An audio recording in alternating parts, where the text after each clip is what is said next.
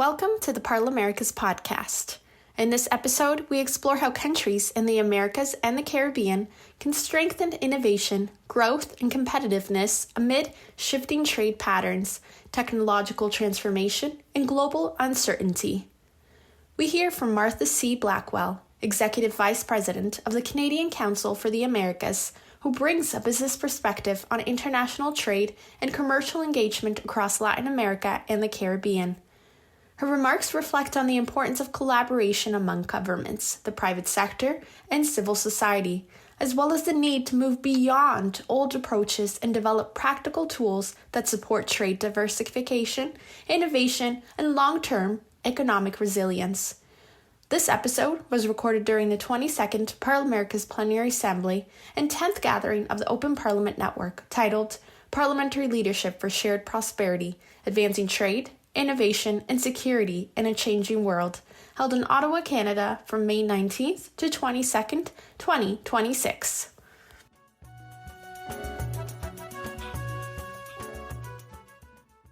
I think the crux of it is governments can't do it alone, private sector can't do it alone, civil society can't do it alone. It really does require working together. And to do that, one of the things that we've done in the strategy that we're proposing, and we're working to get pick up in the Canadian government as well as with partners from across the region, is really identifying the changes and the different ways in which we need to start engaging in a number of different areas, and particularly on trade. In Canada, as we sit here in Ottawa, the main conversation is really about diversification right now. And one of the things that we absolutely believe in is that diversification, while yes, we need to diversify because of some of the conditions right now with our closest neighbor and closest trading partner, it's not just about sort of replacement, but it's really about growth and actually strengthening what those relationships look like elsewhere. Our strategy really has four sections. The first part, as I mentioned, is trade. The second part is a critical resources strategy, a security agenda, and then a migration as a tool of hemispheric partnership. And all of these are really meant to complement what Canada is doing domestically and really working with our strengths and partnering across the region in those areas. Obviously, this is not a solely Canadian challenge. Parliamentarians across the hemisphere are facing the similar questions that we're taking on here in Canada. And one of the starting points is that we're not going to be able to get to where we need to be with old playbooks. So some of the strategies that we're talking about here, not all of them are going to work across the entire region. But they will work in particular countries, in particular sectors. Obviously, Canada and, say, Chile, for instance, have a very long-standing relationship across a multitude of sectors, but a big one in mining, for instance.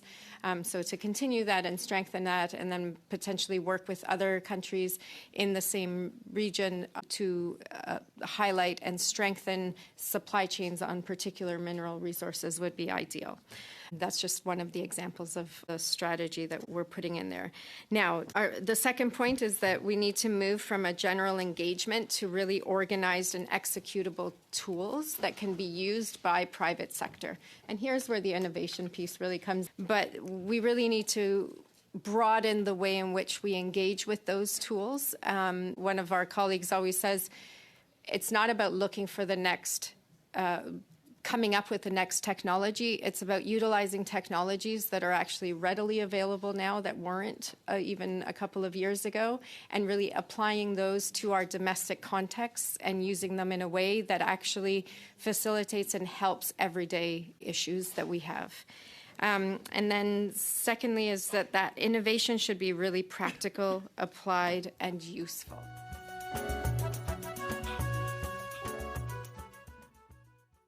Beyond creating the conditions for innovation, the discussion also explored how regional dialogue can be translated into practical tools for businesses and domestic innovation ecosystems. In this next excerpt, Marta C. Blackwell reflects on the importance of bringing the private sector into these conversations, strengthening partnerships, and creating the confidence and stability needed for innovation, ecosystems to grow over time.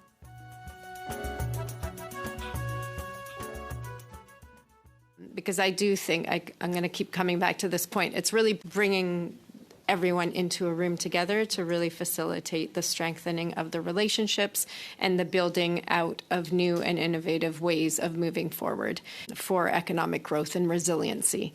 Some of what was brought up there was really about, it's great. The legislators are doing really good work domestically, and that's incredible. And coming into rooms like this in terms of speaking to each other and bringing up best practices and the like are all very, very important. What I think in bringing the private sector into those rooms is you need to facilitate the tools and access that you yourselves are gaining by being in these rooms. So it's then bringing it home and expanding that to the domestic ecosystems that you have access to as well. And I think that's the main message that I kept hearing from the private sector folks in the room with the government folks. And another highlight of that example is it was even on stage of difficulties of what's happening domestically, right? So everybody knows that there's difficulties. We're sitting here in Canada. We've got difficulties here in Canada in terms of our current situation. But that doesn't mean that we haven't been able to do some things cross-party. We've been able to do some innovative thinking in terms of even just building domestically in ways right now that is important.